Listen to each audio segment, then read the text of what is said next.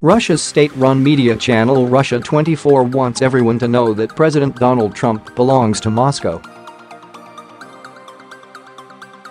Responding to reports that Trump told world leaders at the G7 meeting in Canada last week that Ukraine's Crimean Peninsula is Russian because everyone there speaks Russian, the hosts of the Russian version of 60 Minutes victoriously declared that Crimea is ours, Trump is ours. Russia was kicked out of the G8, an intergovernmental political group of the world's most developed economies, in 2014 after it annexed Crimea from Ukraine.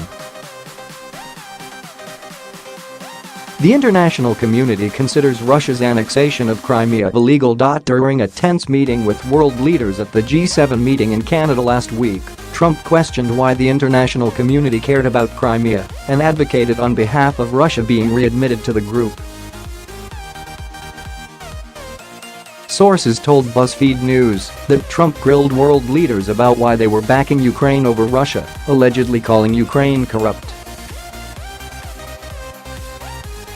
He also publicly blamed former President Barack Obama for having allowed Russia to annex Crimea.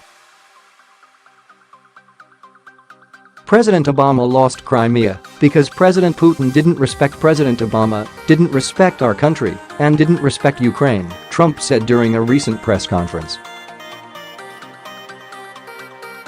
Russia has been trying to exert its authority over the Crimean Peninsula, an area of land that extends into the Black Sea between Russia and Ukraine, for hundreds of years. The peninsula was first annexed by Russian Empress Catherine the Great in 1783 and did not rejoin Ukraine until 1954, shortly after the death of Soviet leader Joseph Stalin. The area has been home to Russia's Black Sea Fleet since the 1700s. Keep up with this story and more by subscribing now. The majority of the population in Crimea is ethnic Russian and speaks the Russian language.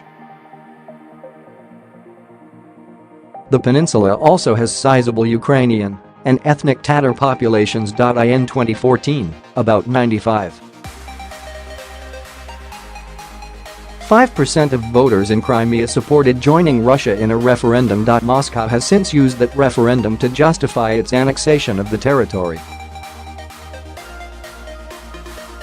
Opponents called the Crimean referendum illegal, with some claiming the results were illegitimate because people who supported a union with Ukraine refused to participate.